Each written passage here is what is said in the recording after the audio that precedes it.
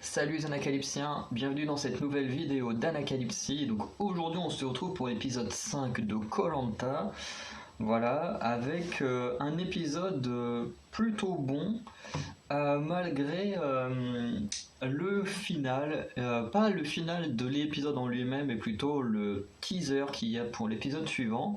Même si ça a l'air très intéressant, on va revenir dessus, mais il y a une annonce qui m'a saoulé, alors qu'on passe un très bon épisode, et puis d'un coup, c'est un peu l'effet d'une douche froide, vraiment le truc insupportable. On en reparlera ensuite, parce que bon, on a quand même eu un bon épisode, donc autant quand même parler de ce bon épisode. Hop là.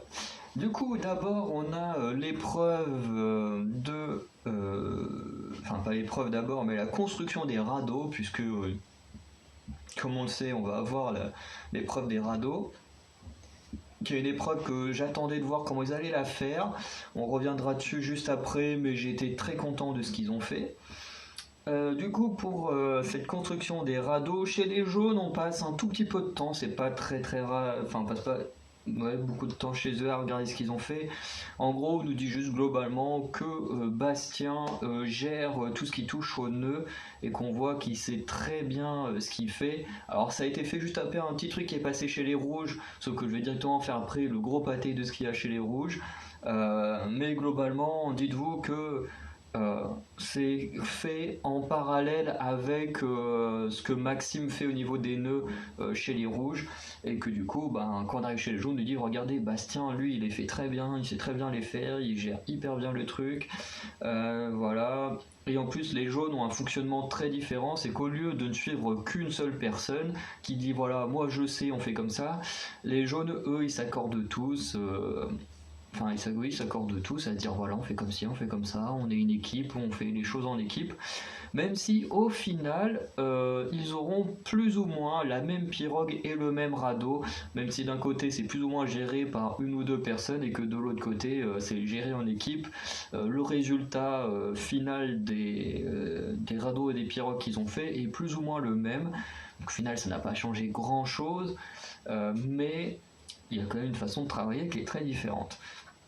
Chez les rouges, on est surtout mené par François, qui n'a pas forcément d'expérience. En fait, personne n'a d'expérience vraiment dans ce koh, dans la construction de radeaux. C'est pas comme quand tu avais Théoura, hein, qui forcément savait clairement en faire.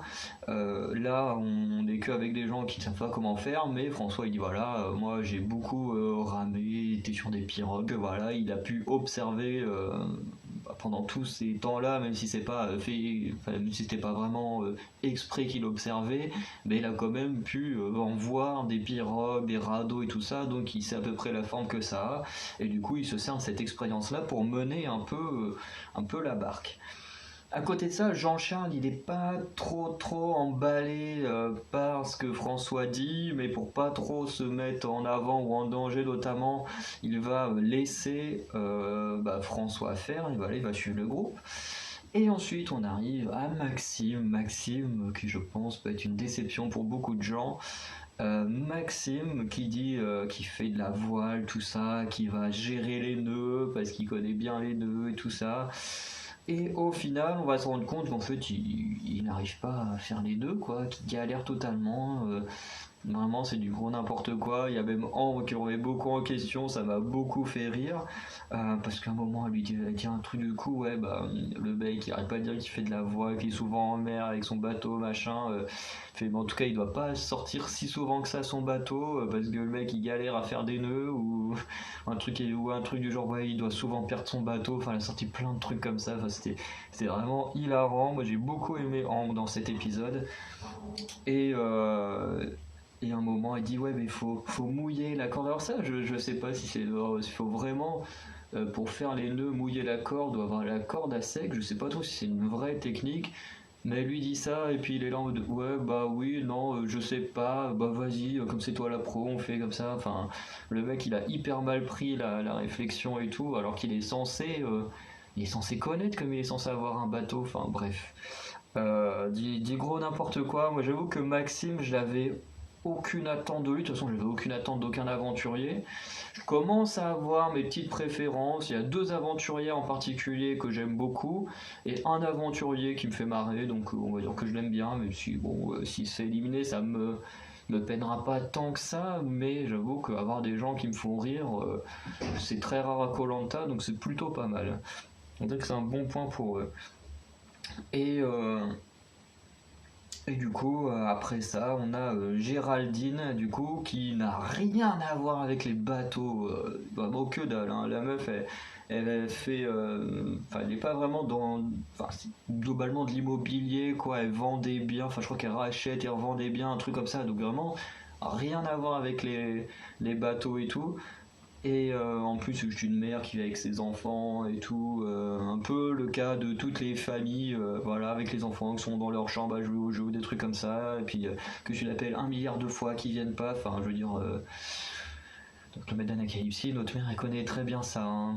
Donc voilà, je veux dire c'est pas un cas exceptionnel, mais c'est marrant de voir qu'une personne qui n'a absolument rien à voir, qui n'a pas de bateau, qui n'y connaît rien du tout, fait mieux les nœuds que quelqu'un qui a un bateau, quoi. C'était assez amusant. Voilà, et même après, il y a Hank qui m'a fait rire quand il teste le radeau parce qu'ils sont tout contents sur leur truc qui avance quasiment pas parce que bon forcément ils vont pas s'épuiser là et puis elle fait ouais mais faites attention vous avez tellement envie de vous faire flasher, honnêtement ça m'a beaucoup fait rire.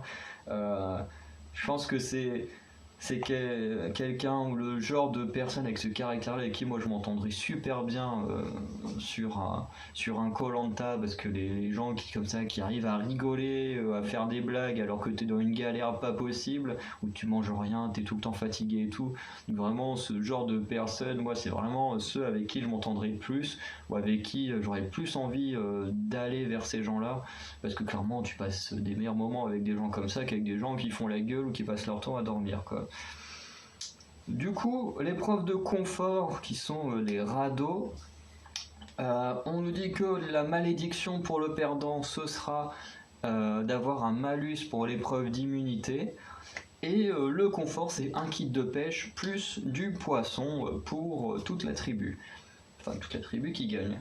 Et du coup, on nous dit qu'il y aura 2 courses. D'abord, une première course-poursuite en pirogue, et ensuite une course-poursuite en radeau. Et s'il y a une égalité, du coup, c'est une finale dont on reparlera parce qu'effectivement, il y aura une égalité, donc une finale.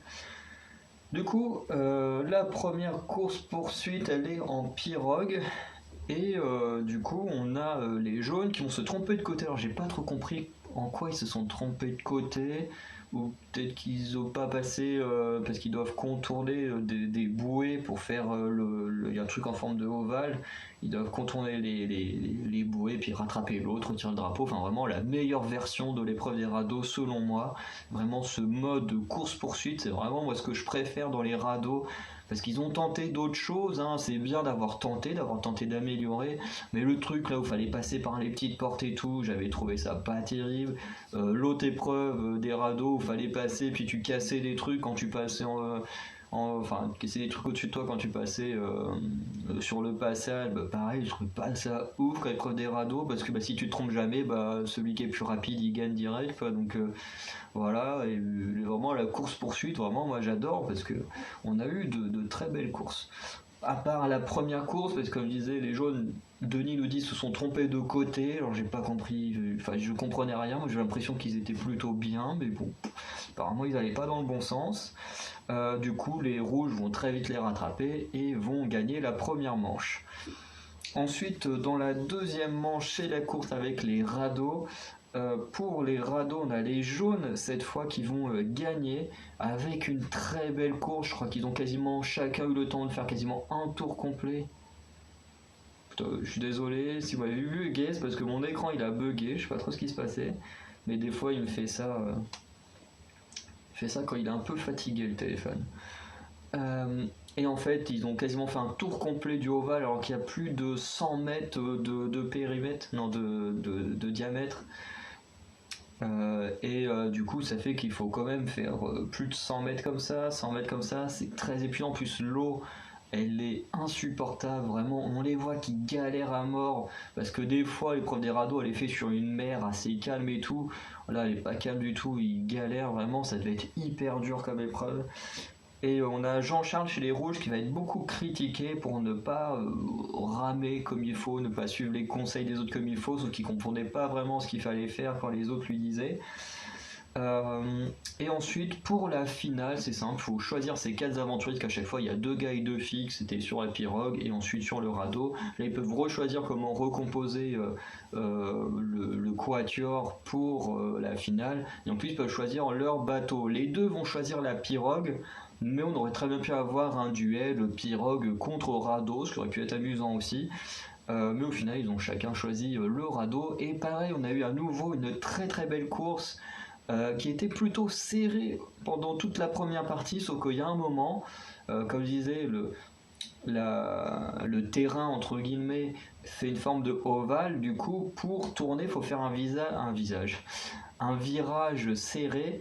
Et en fait, ils vont clairement, les rouges, se tromper, c'est-à-dire qu'au lieu de partir comme ça et revenir comme ça, en fait, ils vont partir et du coup, ils vont faire un grand truc comme ça. C'est que les jaunes, ils vont arriver, ils vont couper, enfin, ils vont faire le virage serré comme il faut, puis du coup, ils vont facilement les rattraper.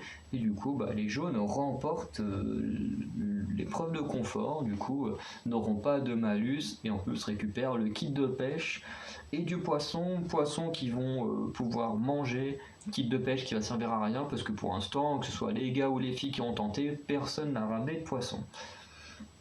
Et en même temps, Bastien, pour revenir juste vite fait, a été très impressionnant au niveau du radeau. C'est lui qui gérait à l'arrière quand fallait tourner, machin, qui donnait les ordres et tout, comment pagayer. Et il a été vraiment très très bon, donc voilà, félicitations à lui.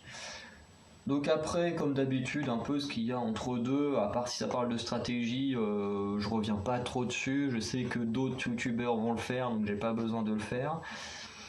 Ensuite, on en arrive à l'épreuve d'immunité. On nous dit que le Normand, j'ai oublié son nom, je crois que c'est Jean-Philippe, mais comme il y a déjà Jean-Charles, je suis pas sûr que ce soit vraiment ça, si je confonds.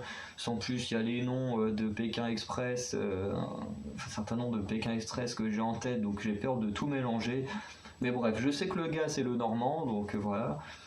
Et en tout cas, il a des problèmes avec ses pieds qui vont gonfler et tout ça. Et du coup, il a été emmené au médecin et il n'est toujours pas revenu du médecin. Donc pour l'instant, on sait pas trop s'il va mieux ou pas. J'ai pas trop fait attention dans le teaser. Puis j'avoue que je vais pas me décortiquer le teaser juste pour voir s'il est revenu ou pas. On verra bien, de toute façon le teaser se concentre surtout sur l'embrouille entre Yannick et Olga et sur les épreuves, le totem maudit, enfin la malédiction, machin, ce qu'ils doivent prendre leur sac, peut-être une élimination directe, on sait pas. Bref, j'ai pas vraiment fait attention s'il était là, et puis je le re-regarderai pas juste pour ça, quoi. Donc on verra. J'espère pas qu'il sera éliminé parce que c'est pas forcément un de mes préférés, même si c'est un gars de ma région. Mais je trouve que c'est peut-être une des pires manières de quitter le jeu. Je veux dire, quand t'es éliminé du jeu, c'est que bon, soit t'as raté quelque chose et tout, t'aurais quand même pu t'améliorer pour essayer de rester en jeu, ce que va tenter une certaine aventurière aujourd'hui. Mais c'est vrai que quand tu te blesses ou un truc comme ça, où là, tu vois, il s'est même pas blessé, il a vraiment un problème au pied, on sait pas trop d'où ça vient. Et quand c'est dans des cas comme ça, je pense que c'est encore plus horrible parce que ça ne dépend pas de toi, ça dépend pas des autres aventuriers, ça dépend vraiment des fois d'un truc extérieur qui te force à partir. Et je pense que c'est vraiment la pire façon de quitter koh. Donc j'espère quand même pour lui qu'il reviendra dans l'épisode suivant. J'ai failli dire précédent, j'ai vraiment du mal à parler depuis que je dors mal.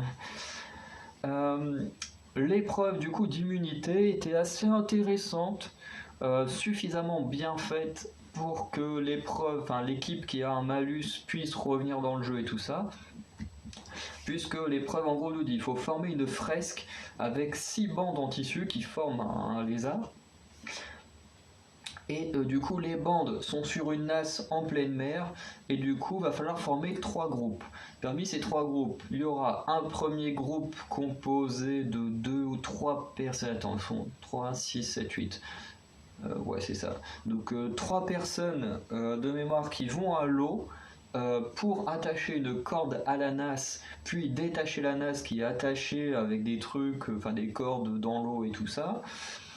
Ensuite, il y a 2 ou 3 personnes qui doivent gérer une sorte de manivelle et tout pour faire revenir la nasse sur la plage.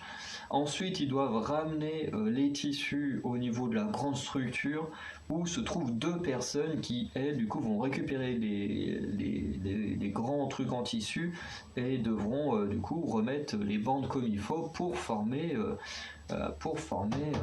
le dessin, quoi, la fresque. Et du coup, chez les rouges, c'est Ambre, comme pour le truc des aveugles, qui va diriger les rouges, et qui va les diriger d'une main de maître, et va très très bien comprendre le dessin. Elle fait un peu penser à Alexandra des Quatre Terres, qui paraît comprenait très rapidement tous ces trucs de puzzle et tout ça.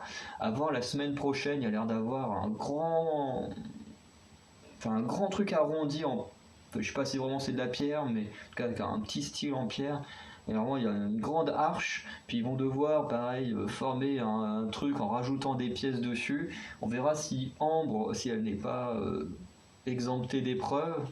Quoique non, elle devrait pas être exemptée d'épreuves puisque c'est une fille qui a été éliminée, donc normalement les filles sont à égalité, donc techniquement elle sera là, mais à voir si elle va aussi bien avoir une très bonne vision du puzzle entre guillemets à faire, parce que là ça fait 2 fois qu'elle gère hyper bien ce genre d'épreuve, donc vraiment faut faire attention à elle là-dessus. Du coup, la pénalité, comme je disais, c'est une pénalité qui est pas trop dure pour les aventuriers, puisqu'il s'agit uniquement de prendre 20 secondes de pénalité. Alors effectivement, 20 secondes de pénalité, ça peut faire très mal si l'équipe adverse ne fait aucune erreur. Mais si l'équipe adverse fait une erreur, 20 secondes, c'est largement suffisant pour revenir dans le jeu, et c'est exactement ce qui va se passer. Les jaunes vont être en avance sur tout ce qui touche à l'eau, récupérer la nasse et tout ça. Ils vont garder leur avance. Quand il faut donner les bandes de tissu aux personnes qui sont au-dessus, ils vont toujours être en avance. Et quand va falloir composer le lézard, la fresque lézard, et là ils vont perdre toute leur avance, les rouges vont passer devant parce que, comme je disais, Ambre elle a une vision des puzzles incroyables, et du coup va réussir à reformer beaucoup plus rapidement la fresque, et du coup va donner la victoire aux rouges, où j'étais très satisfait parce que pendant tout cet épisode, j'ai trouvé qu'on mettait beaucoup en avant des nouveaux aventuriers, pas dans le sens où on les mettait pas en avant, mais comme je vous disais, pendant les 4 premiers épisodes, j'avais l'impression qu'on voulait tellement nous montrer tout le monde, nous mettre tout le monde sur un même piédestal, quasiment sur un même temps d'écran, qu'au final on découvrait quasiment personne parce qu'on essayait de nous montrer tellement de gens. Là j'ai l'impression qu'avec cet épisode 5, on souffle un peu. Il y a des gens qu'on nous a quasiment pas montrés, par exemple. Je sais pas, Pauline, on l'a pas tant vu que ça. Géraldine, on l'a pas tant vu que ça. Il y a même des gars pareils qu'on n'a pas énormément vus. Mais en même temps, je trouve que c'est pas dérangeant dans le sens où s'ils ont rien à dire ou s'ils n'ont pas fait de grands trucs, ça sert à rien de nous les montrer si c'est juste pour combler du temps, quoi. Voilà, ça sert à rien. Ils prendront leur place à un autre moment. Et là, j'ai trouvé ça bien parce que du coup, il y a des aventuriers qu'on a beaucoup plus mis en avant que d'autres, ce qui permet de un peu plus les découvrir, surtout leur personnalité. Et du coup, ça, j'ai beaucoup aimé parce que pour mieux aimer un aventurier, pour moi, il faut le voir quand même un minimum voilà, pour en savoir. Je veux dire, si on prend tous les aventuriers qui ont tous 3 minutes, entre guillemets, 3 minutes en facecam, et ben chacun, t'as pas le temps de découvrir les gens. Que si t'en prends un et que tu le mets 15 minutes alors que les autres ont un peu moins de temps, c'est vrai que c'est triste pour les autres qui ont été présents sur l'île aussi longtemps, mais en même temps ça permet de mieux découvrir certains aventuriers. Et du coup, je reviendrai à la fin de la vidéo des 3 aventuriers qui actuellement me plaisent le plus. Voilà. Et du coup, pour les jaunes, du coup, c'était plutôt Olga et Alexandra qui avaient l'air de donner les ordres. Enfin, c'était un peu le bordel pour les jaunes. J'ai l'impression que un peu tout le monde donnait des ordres. Et encore une fois, je trouve assez décevant que Yannick ne donne pas de la voix. Je veux dire, il a une putain de voix qui porte et il s'en sert pas pour aider son équipe, et je trouve ça très dommage parce que il aurait largement de quoi effacer la voix de Ambre, même si Ambre a une voix très puissante quand elle gueule, mais Yannick a une voix vraiment qui porte, qui est très forte, et je trouve ça très dommage qu'ils s'en servent pas parce qu'il pourrait tellement améliorer les choses dans ce genre d'épreuve, et à chaque fois il reste un peu en retrait, en attente, et je trouve ça un peu dommage, enfin, du moins de ce qu'on voit à l'écran. Bien sûr, comme j'ai dit dans les anciennes saisons, quand je dis des choses, c'est uniquement de ce que la production nous donne au montage, que je vais pas inventer des choses qu'on n'a pas vues, quoi. Même si c'est possible que Yannick ait aidé à essayer de former la fresque en gueulant et tout, mais en tout cas nous on ne l'a pas vu, donc on peut pas dire des choses qu'on n'a pas vues. Ensuite, on a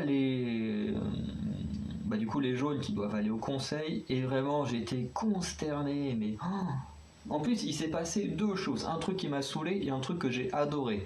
Il y a le côté où les jaunes sont encore là, c'est Tal, encore son collier, machin, putain, on en est à l'épisode 5.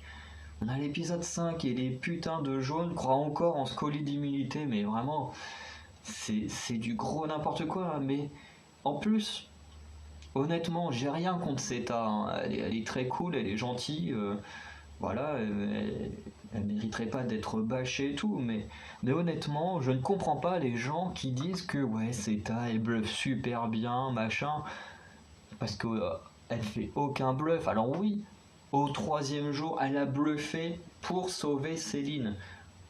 Sauf qu'au bout d'un moment, si les gens ils sont intelligents, je vais me répéter peut-être dans chaque vidéo, si les gens à l'épisode 13, bon, l'épisode 13 ce sera les poteaux, mais bref, c'est l'épisode 11 ou 12, et les gens ils croient encore qu'elle a un collier, je vais être obligé de le répéter à chaque vidéo, mais pour quand même remettre en place pour les gens qui pensent que Seta est un génie du mal, qui bluffe comme un génie.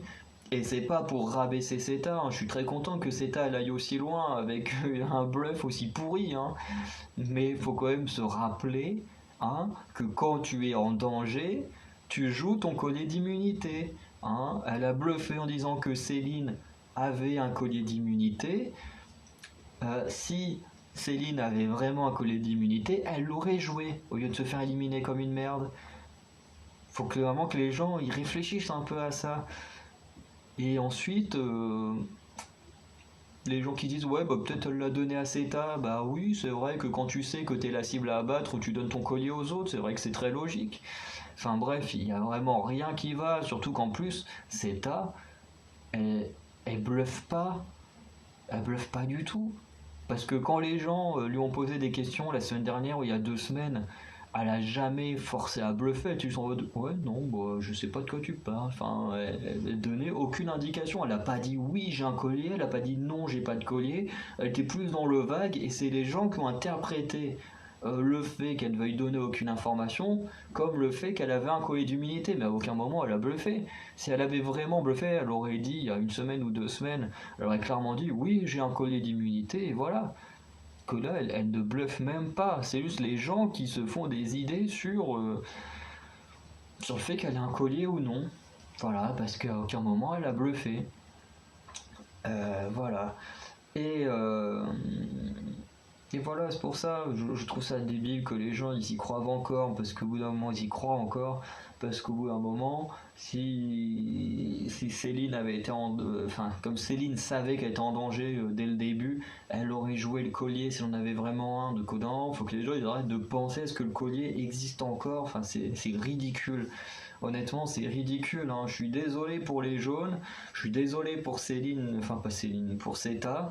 Voilà, mais honnêtement, ce truc-là, et même Denis qui dit ouais, le bluff de CETA, mais il n'y a pas de bluff, c'est juste les gens qui sont là en train de croire à des choses qui n'existent pas, alors que s'ils réfléchissaient eux-mêmes à comment toutes les choses se sont passées depuis le début, mais bien sûr que même eux, devant leur tête, ils doivent se dire mais putain, mais qu'est-ce qu'on a été con quoi. Si Céline avait eu le collier alors qu'elle sait qu'elle était en danger, elle l'aurait joué. Au bout d'un moment, réfléchissez les jaunes. Vraiment, j'ai l'impression qu'à la télé, et ils, actuellement, on passe pour des idiots. C'est con à dire, mais c'est le cas, hein, parce qu'il y a zéro bluff. Hein. Euh, et ça fait vraiment mal de voir que l'une des rares stratégies qu'on met en avant dans cette saison, bah, c'est une stratégie qui n'existe pas, quoi. Parce que CETA n'alimente clairement pas du tout la stratégie, c'est juste les gens qui gardent ça en tête et puis qui, qui, se, qui se torturent l'esprit avec ça alors qu'il n'y a même pas besoin, quoi. Par contre, à côté, ce que j'ai bien aimé, c'est Stéphanie, parce que Stéphanie, elle sait qu'elle est en danger. Elle sait qu'on va voter contre elle. CETA, les gens l'aiment bien, mais avec son collier d'immunité, les gens veulent la mettre un peu en danger. Il y en a qui vont dire t'es en danger ce soir, machin, alors que bon, c'est clairement pas le cas. C'est juste pour essayer de la faire sortir son collier, mais comme dit CETA, il fait je vais rien sortir ce soir parce qu'il n'y a rien à sortir. Hein. Voilà, je pense que les gens ils doivent être très contents les jaunes devant leur télé de voir à quel point ils sont ridicules là-dessus. Et du coup, Stéphanie, elle va au début chercher un collier d'immunité. Comme vous savez, je suis pas fan des gens qui veulent se défendre juste en cherchant un collier d'immunité. Et comme elle en trouve pas, elle va du coup tenter une stratégie. Et ça, j'ai beaucoup aimé parce que malheureusement, la stratégie ne va pas fonctionner. On le verra à la fin, ça ne fonctionnera pas. Euh, mais j'ai trouvé quand même ça intéressant qu'elle tente quelque chose parce que pour moi, une stratégie, même si tu n'arrives pas à la mettre en place, à la réussir, comme là c'est le cas, elle ne va pas fonctionner, mais elle va quand même réussir à faire en sorte que les gens se posent des questions, surtout Yannick qui va beaucoup réfléchir à ce que Stéphanie va dire, et pour moi c'est suffisant. En plus, du coup, tu tentes de te battre comme tu peux, tu tentes de survivre comme tu peux aux autres. Et ça, j'aime bien. Pour moi, Stéphanie, j'ai beaucoup de respect pour elle parce que du coup, elle aura quand même tenté quelque chose. Voilà. Et en plus, je trouve ça un peu dégueulasse que les autres veuillent l'éliminer en disant oui, c'est la plus faible et tout. On rappelle quand même que ça fait 3 fois sur des épreuves qu'elle tire la boule noire. 3 fois d'affilée. On rappelle que sur les 3 fois, les jaunes ont perdu 2 épreuves.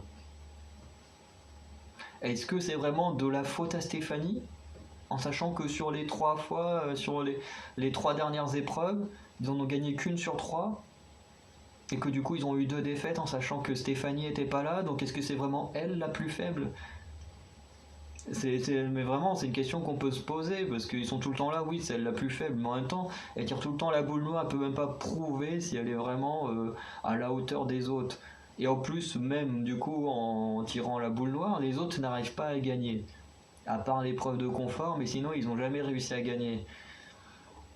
Donc voilà, moi j'ai du mal avec ce truc, c'est elle la plus faible, alors que voilà, elle n'a pas l'occasion de participer aux épreuves 3 fois de suite quasiment, et qu'à chaque fois, quasiment, ils ont perdu. Donc voilà, au bout d'un moment, il faut se remettre un peu en question, les jaunes.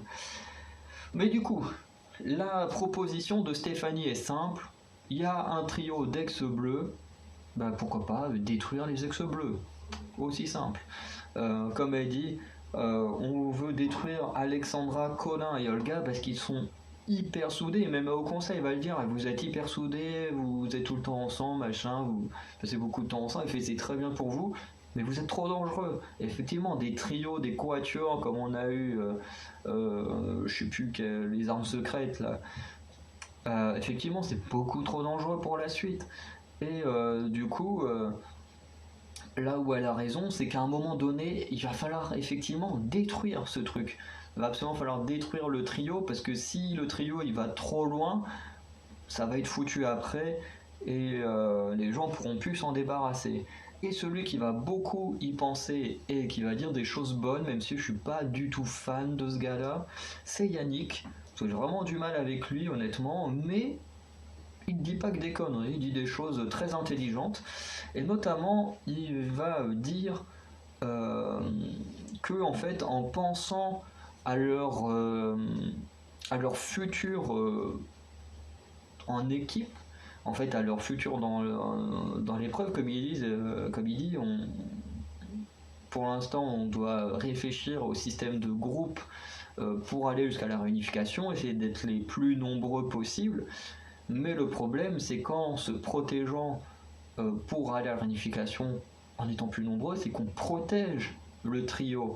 Mais qu'une fois à la réunification, et ben tout va changer. Et comme il dit, moi j'ai 2 bracelets, et ça, je l'avais dit dans ma vidéo de la semaine dernière, ou même encore avant, que Yannick, au conseil de la réunification, c'est quasiment sûr qu'il va être dans les viseurs de certaines personnes, parce que il est très fort physiquement et tout, et c'est clairement le moment où il faut l'éliminer, puisqu'il a 2 bracelets, donc il a déjà 2 votes contre lui. Et là, il commence vraiment à y penser et à se dire que là, ça peut devenir compliqué, parce qu'un trio comme ça, ils sont beaucoup trop forts. Et comme on dit, Stéphanie, elle va sauter cette semaine. Après, ça peut être autour de CETA. Mais une fois que ce sera autour de CETA, c'est qui va y passer? Yannick, qui peut être une très bonne cible juste avant la réunification, au conseil de la réunification, pour les ex-bleus, pour ce trio. Et effectivement, Yannick a très très peur du trio d'ex-bleus à cause de ça. Et en plus, comme il dit, les ex-bleus là, alors je ne sais plus qui est ex-bleu chez les rouges, mais ils peuvent très bien rejoindre les ex-bleus rouges et foutre la zizanie sur la réunification. Donc, vraiment, de m'appeler pendant ma vidéo. Mais effectivement, comme il dit également, avec ces 2 bracelets, il est une cible facile. Et ça, pareil, j'avais déjà dit, mais je pense qu'il deviendra une cible facile uniquement au conseil de la réunification. Voilà, parce que 2 bracelets, c'est le moment d'éliminer un homme fort. Voilà. Donc ensuite, on arrive au conseil de la réunification. Au conseil de la réunification, à force d'en parler, j'ai l'impression de déjà y être. Même si je pensais vraiment qu'on allait nous annoncer la réunification pour la semaine prochaine, parce qu'on sera déjà à l'épisode 6, donc on sera pas loin de la moitié. Mais je pense que du coup, ce sera plutôt dans l'épisode 7 qu'on aura la réunification, d'après ce qu'on nous montre. Bref. Durant ce conseil, on a Olga. On va avoir un peu des petits conflits à droite à gauche et tout, parce qu'on a notamment Olga qui va parler du fait qu'elle a un mal-être à vivre aux côtés de Yannick, surtout sur les épreuves, où effectivement c'est vrai qu'on l'a vu à plusieurs épreuves que c'est quelqu'un qui vit vraiment les épreuves. Après, c'est un sportif de haut niveau, donc il vit les choses à fond quand il s'agit de choses sportives. Et c'est vrai qu'on l'a vu dans des victoires ou des défaites avoir des comportements de personnes, voilà, qui vit les choses à fond. Et il y avait déjà eu un petit accrochage entre les deux la semaine dernière, du fait que Yannick s'était plaint que les rouges fêtent leur victoire et tout ça. Il y avait déjà eu des petits accrochages entre les deux sur la façon de se comporter et tout ça. Et apparemment là ça continue, Olga qui dit que voilà, elle se sent pas bien aux côtés de Yannick, qu'elle a peur des fois dans les épreuves de la façon d'agir, de peur que Yannick le prenne mal ou que d'autres personnes puissent le prendre mal, mais surtout Yannick, enfin voilà. Et au final, on va se rendre compte que ça aura un impact sur les votes et sûrement plus tard dans l'aventure.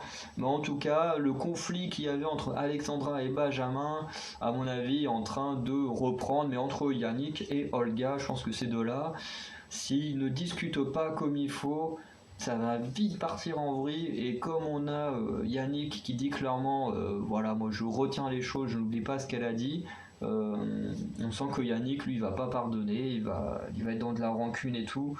Donc je pense que voilà, il n'y aura pas vraiment d'intelligence chez les jaunes et qu'il y aura toujours du conflit dans cette équipe. Et on a notamment Stéphanie qui va également un peu attaquer Colin quand Colin va dire oui, les jaunes, globalement, on est une équipe unie, machin. Qui va clairement lui balancer à la tronche que non, ici il n'y a plus d'ex vert, d'ex violet, là je sais même plus les couleurs qu'il y avait au début. Qui va dire par contre, j'ai l'impression qu'il y a une partie qui effectivement est jaune. Mais que vous, les ex-bleus, vous êtes toujours bleus. Comme je disais, ils sont toujours ensemble et tout ça, de leur côté. Et du coup, ne sont pas très proches du reste de la tribu, quoi. Et du coup, on va avoir les votes. Les votes, on a une voix contre Olga, donc qui est la voix de Yannick. Voilà, qui du coup, à mon avis, va partir dans une vendetta et qui, à mon avis, va essayer de voter contre Olga à tous les conseils. Jusqu'à ce qu'elle soit éliminée. Je pense que ça va être un peu sa stratégie, à moins qu'il va rentrer dans les stratégies d'autres personnes ou quoi que ce soit, mais je pense que pour l'instant il a l'air d'être parti là-dedans. On a une voix contre Alexandra, qui est très certainement la voix de Stéphanie. Ensuite, on a 3 voix contre Yannick. Donc on a les 2 voix de ces bracelets. La 3e voix, on sait pas trop de qui elle vient. Enfin, du moins, j'ai pas regardé le dépouillement des votes, mais je serais pas étonné que ça vienne de Olga, honnêtement.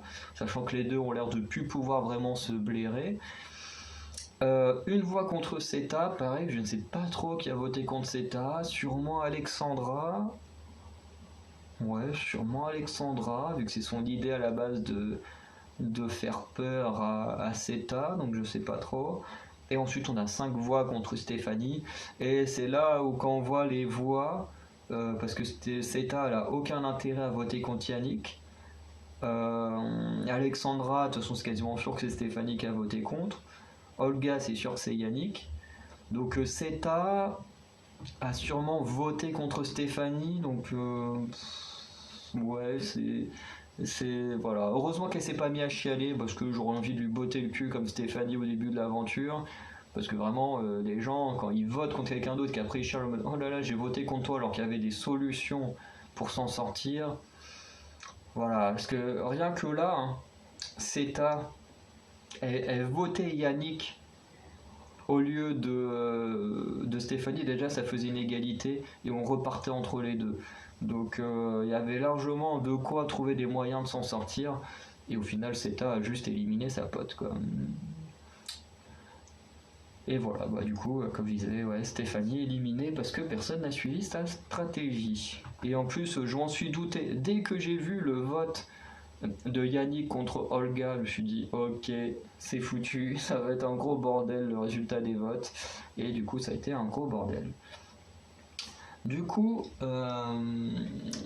pour terminer, les 3 aventuriers que finalement je commence enfin à avoir un petit chouchou, c'est d'un côté, alors je crois que c'est Nicolas, pareil, qui on ne voit pas énormément, mais la semaine dernière il avait démonté Stéphanie. Voilà, je suis pas trop pour, mais vraiment c'était très très drôle et tout. Et il m'avait beaucoup fait avec sa façon de parler, et même encore aujourd'hui, c'était parce que bon là on est mercredi midi au moment où j'enregistre, mais j'ai vu l'épisode ce matin. Et c'était très drôle quand il raconte les radeaux. Il va être bon, bah si ça trouve on va faire un radeau sous-marin, si le truc il flotte pas et tout, on sera avec une paille au-dessus de l'eau pour respirer. Enfin, il m'a beaucoup fait rire et tout. C'est vrai qu'à chaque fois qu'il parle il est assez drôle et tout. Après à voir vraiment ce qu'il donnera un peu plus tard dans l'aventure, mais pour l'instant chez les hommes c'est peut-être l'aventurier pour lequel j'ai le plus de sympathie, parce qu'il me fait plutôt rire quand il parle. Ensuite, une aventurière que j'aime beaucoup, c'est Olga, justement. C'est quelqu'un que j'apprécie beaucoup. malgré qu'elle soit dans une situation assez particulière d'être dans ce trio des ex-bleus. Mais honnêtement, je l'aime bien, elle est assez franche, même si bon, avec Yannick, ça passe pas, ce qui pourrait lui causer beaucoup de problèmes, sauf si elle arrive à éliminer Yannick avant. Mais honnêtement, moi je l'aime bien, j'ai beaucoup de sympathie pour Olga. J'ai plus de souvenirs, comme j'ai pu les donner des épisodes précédents, de ce qu'elle a pu faire dans les épisodes précédents, mais j'ai pas de souvenirs qu'elle ait été nulle ou quoi que ce soit. Elle a l'air plutôt bien, donc on verra par la suite ce que donnera Olga, mais vraiment j'ai beaucoup de sympathie pour elle. Et ensuite, celle que je préfère de tous, ben, j'en ai beaucoup parlé en début de cette vidéo, c'est Ambre. Ambre qui est vraiment incroyable, qui me fait beaucoup rire. Quand elle sort ses blagues et tout sur les autres, ça me fait beaucoup rire. Sur les épreuves, elle est vraiment très très douée dès qu'il faut diriger et tout. Et comme elle dit, moi je parle pas pour rien dire, je réfléchis et une fois que j'ai la sensation que j'ai la solution, hop, je dis les choses. Et on a vu qu'à 2 reprises de suite, sur des épreuves d'immunité, ça a marché. Et j'aime beaucoup, du coup j'aime beaucoup cette personnalité parce que moi je suis assez pareil. Bon, quand je suis avec mes potes c'est différent parce qu'on aime bien se taquiner entre nous et tout ça, on aime bien raconter des conneries et tout. Mais c'est vrai que quand je suis dans un milieu un peu plus fermé, notamment en classe ou avec des gens que je connais pas trop, c'est vrai que je suis quelqu'un qui ne parle pas, voire quasiment pas. Et qui ne parle que quand je suis quasiment sûr de dire quelque chose pas forcément d'intelligent, mais quelque chose de bon, quoi. Par exemple, si un prof nous pose une question, si je suis pas sûr à 100% que ma réponse est bonne, je ne répondrai jamais à la question. Donc voilà, c'est un peu ce même état d'esprit, voilà, que j'ai, en mode voilà, si je suis sûr que ce que je dis n'est pas bon, je ne parle pas, je ne dis rien, voilà, je fais pas n'importe quoi. Et je pense qu'à Koh Lanta, sur ce genre d'épreuve, je pense que j'aurai le même esprit d'analyse, à pas être tout le temps en train de crier vas-y vite, fais ça, fais ça, fais ça, fais ça, fais ça. Je pense que je prendrai plus ou moins mon temps à regarder les choses, et si je pense que c'est bon, et bah hop, je dirai des choses qui ne veut pas dire que c'est forcément bon, on peut forcément se tromper comme tout le monde. Bon, Ambre, 2 fois de suite, elle s'est pas trompée, donc voilà, elle a un très bon instinct. Et voilà. Après, je sais pas trop ce qu'elle vaut sur le camp ou en stratégie, mais en tout cas, actuellement, Ambre est l'aventurière que je préfère de tout ce Koh Lanta. Voilà. Du coup, je vais pas vous embêter plus que ça. Ah si, il manquait une chose. C'est l'annonce. L'annonce qu'il y a eu. Parce que oui, il n'y a pas de Koh Lanta la semaine prochaine. Donc vous attendez pas à une vidéo autour de Koh Lanta la semaine prochaine, de toute façon vous vous en doutez. Parce qu'il n'y a tout simplement pas d'épisode. Donc je sais pas ce qu'il y a, sûrement un match de foot comme d'habitude qui vient nous casser les couilles en plein milieu d'une saison de Koh Lanta. C'est toujours comme ça, c'était déjà comme ça quand c'était le vendredi, maintenant que c'est passé le mardi, ils nous font chier à mettre le foot le mardi aussi. Bref, enfin je suis pas certain que ce soit vraiment le foot, mais quasiment à chaque fois que Koh Lanta a dû avoir 2 semaines, enfin avoir une semaine de pause entre guillemets, ça a quasiment toujours été à cause du foot. Donc je verrais pas pourquoi ça changerait maintenant. Enfin voilà, c'est toujours un petit événement soit qui passe et qui fait que Koh Lanta est déplacé. Honnêtement, moi ça me fait chier parce que j'en ai rien à battre du foot. Donc si c'est vraiment du foot, eh ben ça me saoule. Si c'est pas ça, bah ça me saoule quand même parce que bah enfin, voilà, moi ma télé j'allume que pour regarder Koh Lanta et Pékin Express, encore c'est même pas sur la télé, je regarde ça sur internet parce que bah la télé il y a que chez mes parents. Mais voilà, je trouve ça très très chiant qu'on nous coupe un programme en plein milieu, surtout un programme aussi intéressant que Koh Lanta, qui en plus est censé raconter une histoire sur la longueur. Du coup, avoir une pause en plein milieu, ça aide pas à garder en tête tout ce qui s'est passé juste avant. Et vraiment, c'est un truc qui me saoule, mais bon, on n'a pas le choix.